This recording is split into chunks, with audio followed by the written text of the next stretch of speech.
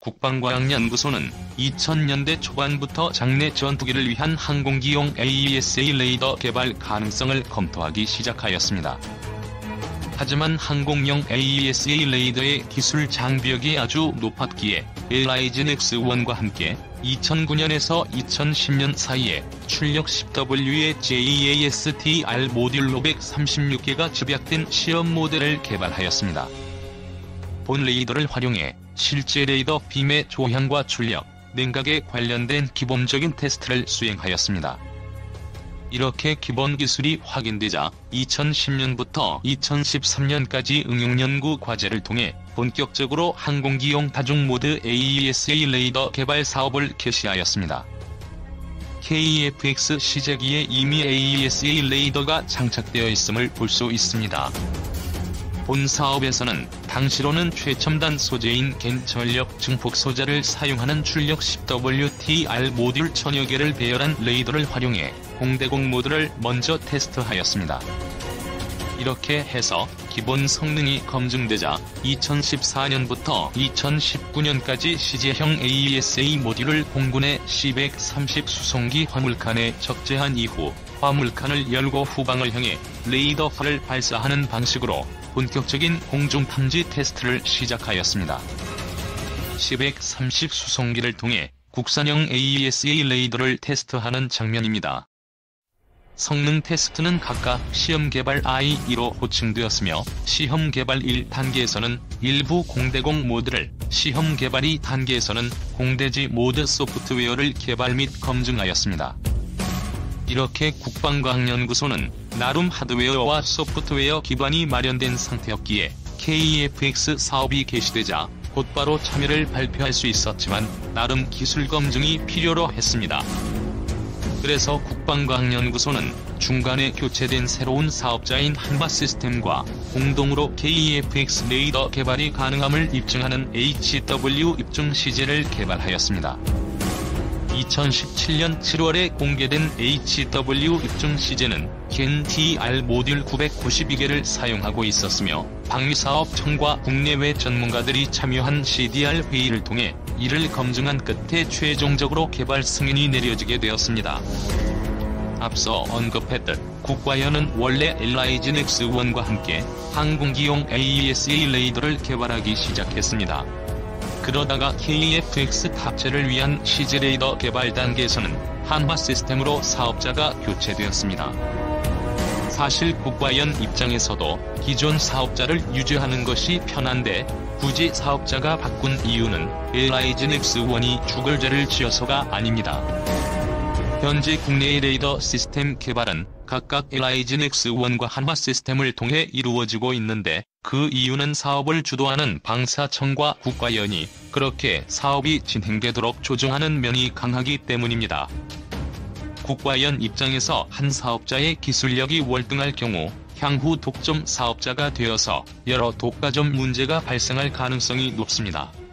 그래서 다양한 개발 사업을 분담하도록 하고 있으며 대표적으로 해군 전투제휘 체계는 모두 한화시스템이 담당하고 있지만 LIGN X1도 200구급 잠수함 성능 개량용 전투제휘 시스템과 특수전 함정용 전투제휘 체계를 담당하고 있습니다. 30mm 차륜형 대공포 사업에서도 방사청은 두 업체 모두에게 EOTS 개발 비용을 지불했고 이 중에 한화시스템 모델을 선정한 바 있습니다. 즉 기술 독과점을 막기 위함입니다.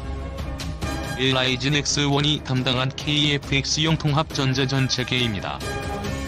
그런데 KF-X의 경우 LIGN X1은 현재 KF-X용 통합전자전체계를 담당하고 있습니다. 즉 고속 항공기에 탑재되는 항공용 전자장비 개발 노하우를 축적할 수 있음은 물론 본 통합전자전 체계는 AESA 레이더만큼의 지분을 지닌 고도화 시스템입니다. 그래서 국과연과 방사청은 복수 사업자에게 항공용 전자장비 개발 기회를 제공하고자 중간에 AESA 레이더 사업자를 교체하였습니다. 이는 다른 의미로 국과연이 AESA 레이더 개발을 완전히 주도하고 있음을 의미하기도 합니다. 한국형 AESA 레이더 기본 구조물입니다. AESA 레이더의 기본 구조는 어떤 모델이든 간에 거의 비슷합니다. KF-X 탑재용 CG 레이더 개발 개시. 이렇게 기술 검증이 종료된 이후 국방과학연구소와 한화시스템은 국내에서 제조된 출력 20W급 겐 TR 모듈 1088개를 집약시킨 KF-X 탑재용 시제품을 개발해 올해 8월 7일에 공개하였습니다.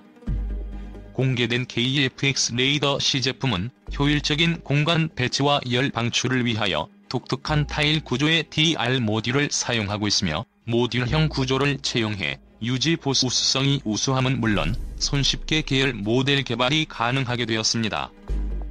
보다 내용을 보충하면 초기형 AESA 레이더 시제품은 기다란 선형의 기판 구조물에 TR 모듈이 결합된 형태였기에 자유로운 배치와 배열이 어려웠습니다. 이와 비교해 탑재 시제용 AESA 레이더는 한 개의 제어기판에 4개의 TR 모듈을 결합시킨 이후 이들 집합체를 마치 레고 블록처럼 연결하는 구조를 가지고 있다. 국산형 AESA 구조물입니다. 타일형 구조를 통해 모듈화가 용이하도록 설계되었습니다. 이들 구조를 전문적으로 타일형 구조라고 호칭하며 타일형 구조를 도입하면 자유롭게 안테나 면적을 줄이거나 늘릴 수 있지만 상대적으로 개발이 어려워지는 문제점은 있습니다. 일부 논문에서는 이를 준 타일형이라고 호칭하기도 하지만 이를 설명해준 한화시스템 관계자는 그냥 타일형이라고 언급하고 있었습니다. 개발자들이 보는 시각에 따라 부르는 명칭은 차이가 나는 경우가 있고 실상 중요한 것은 타일형 구조 덕분에 모듈형 확장이 용이해졌다는 것이 핵심입니다. KF-X 레이더의 타일 구조는 이미 HW 입중 시제부터 사용되던 기술로서 당시에는 총 992개의 TR 모듈을 가지지만 KF-X의 AAS 레이더의 안테나는 스텔스 성능을 위하여 경사진 구조를 가질 필요성이 있었습니다. 그런데 안테나가 경사형으로 제작되면 당연히 전투기의 하방을 감시할 때 상당히 방해가 되었습니다. 그래서 이 문제를 보완하고자 기술진들은 곧바로 설계 변경에 들어가 KF-X 탑재용 CG 레이더의 안테나 면적을 늘림과 동시에 TR 모듈 숫자를 992개에서 1088개로 늘렸습니다. KF-X 시제기에 장착된 AESA 레이더를 보면 스텔스를 위해 안테나면이 상하로 경사가 있음을 알 수 있습니다. 그런데 이때 작은 오해가 생겼습니다.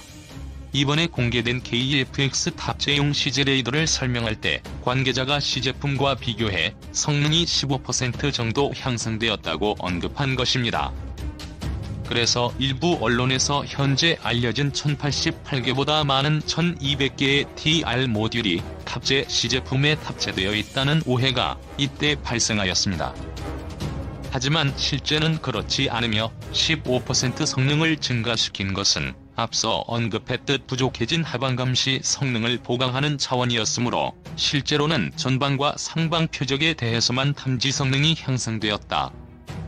모듈형 설계가 적용됨에 따라 한국 공군의 FA-50이나 기타 해외 수요자가 국산형 AESA 레이더를 원할 경우 KF-X 레이더의 안테나 면적을 조절하는 방법으로 용이하게 다양한 계열형을 개발할 수 있게 되었습니다. 사실 이것은 특별한 것이 아니어서 울산 I 배치 3급도 S밴드를 사용하는 겐 TR 모듈을 선형이 아닌 타일형 구조로 채택하였습니다. 그 결과 울산 I 배치 3급의 TR 모듈의 숫자를 늘려 안테나 면적을 키우는 방식으로 KDDX용 레이더가 향후 개발될 예정이기도 합니다. KF-X용 AESA 레이더는 향후 확장을 위하여 냉각 방식도 좀 특이합니다. AESA 레이더는 엄청난 레이더 발진 출력을 자랑하며 그 덕분에 냉각 장치는 공냉식이 아닌 수냉식을 주로 사용하고 있습니다. 여기서 수냉식이란 말 그대로 냉각에 물을 사용하는 것이 아닌 액체를 사용한 냉각 방식을 의미하며 실제 KF-X는 냉각액으로 PaO라는 오일을 사용하고 있다.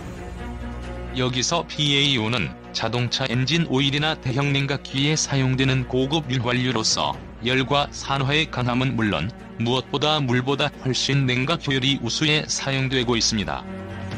또한 냉각수가 흐르는 냉각관로가 직접 DR 모듈과 연결된 구조가 아닌 중간에 알루미늄 냉각판을 사용해 냉각관로로 열이 전달되는 구조입니다.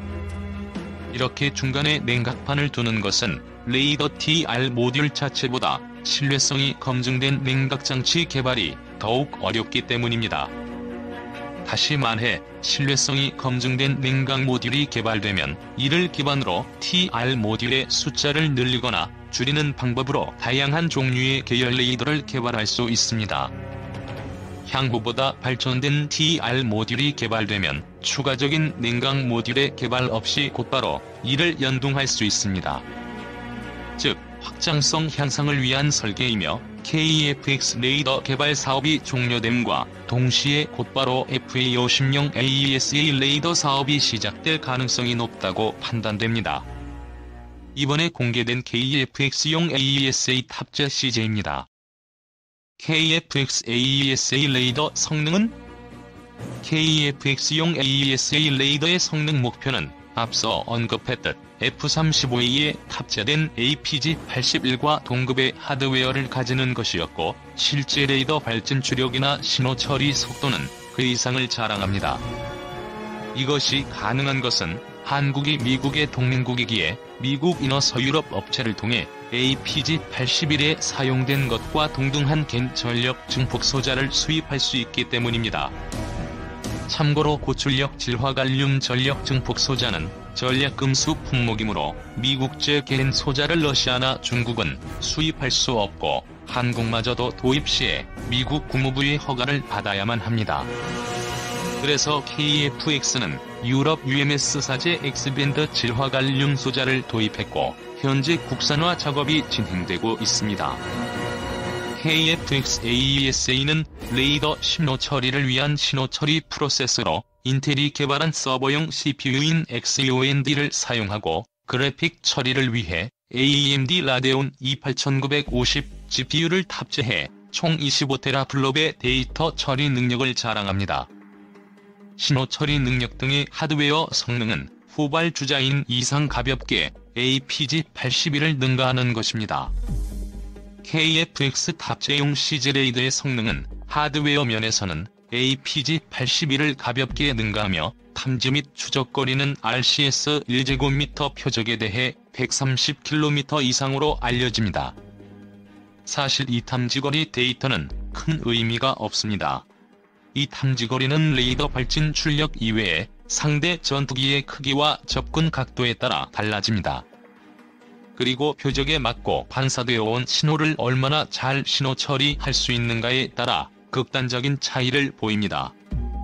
그래서 130km이나 150km이나 말이 많은데, 실상 KFX용 AESA 레이더를 개발하고 있는 사람도 아직 개발이 완료되지 않았기에 정확한 탐지거리는 모릅니다.